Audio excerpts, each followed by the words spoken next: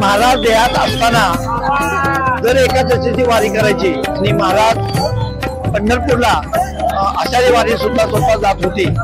ती त्यापासून त्या वेळेपासून महाराज देहात असल्यापासून ही वारीची प्रथा सुरू आहे आणि गेली कित्येक वर्ष त्यावेळी जरा लोकांची संख्या कमी होती आज इतकी जबरदस्त संख्या वाढलेली आहे की लोकांना रस्त्यावर उभं राहायला सुद्धा जागा नसते इतकं महाराजांच्या बद्दल लोकांच्या मध्ये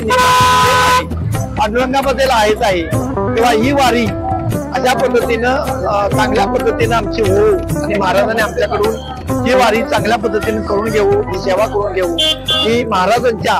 पांडुरंगाच्या चरणी नम्र प्रार्थना धन्यवाद। आमच्या खबर गावाकडची या चॅनेलला सबस्क्राइब करा, लाईक करा आणि आमचे व्हिडिओ शेअर करा। धन्यवाद।